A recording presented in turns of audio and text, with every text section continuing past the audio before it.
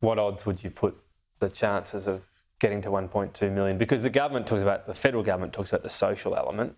It's a tiny percentage of the houses that will be built. Well, the government announced this week that they are starting their Housing Australia Future Fund with 40,000 social and affordable homes. So, yes, it's a very small proportion of the 1.2 million.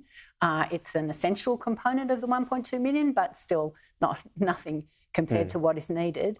And the 1.2 million, whilst it does sound aspirational on one level and appears to be in terms of what we've been building, at the same time, it is what is needed in order to create affordability in the rental system, to create the right amount of vacancy. Or even maybe just not making it get worse with migration numbers coming in. So it's not like if we get there, we'll go, great, it's all sorted. It's just to keep the worst away. Okay, what about cost? Because costs spiralled massively during COVID. They did.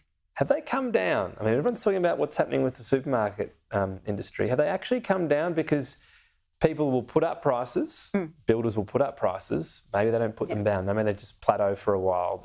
Are you confident prices have actually come back down to reflecting what they're having to pay for labour and materials?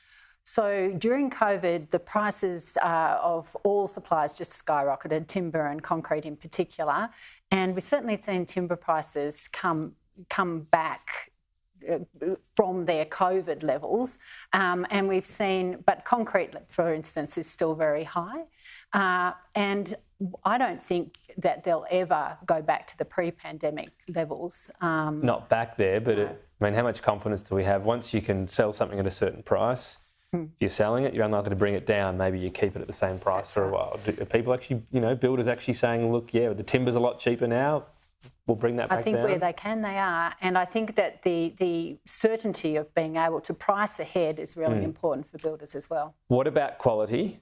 If you want someone to buy something new, they've read anything about apartments, but also houses as well, problems. A lot of them seem to have problems. A lot of them seem to have water problems as well.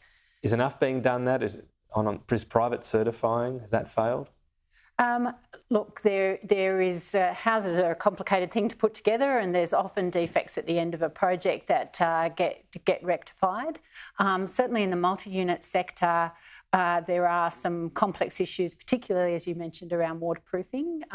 There's a lot of improvements around education and for builders to improve their skills around waterproofing, and as we've seen, there's a lot more regulation, I suppose, around making sure that buildings are meeting the construction code and meeting those regulations as well. So I think that the consumer can have some confidence that whilst there will always be some level of defects at the end, because it is so complicated, that those major defects that we're seeing in some of those apartment complexes, particularly in New South Wales, are being really well addressed. All right, well, we'll see. So that target, you've laid down the marker, I'm sure we'll talk down the track and see how it's tracking. Jocelyn Martin, thank you. Thank you.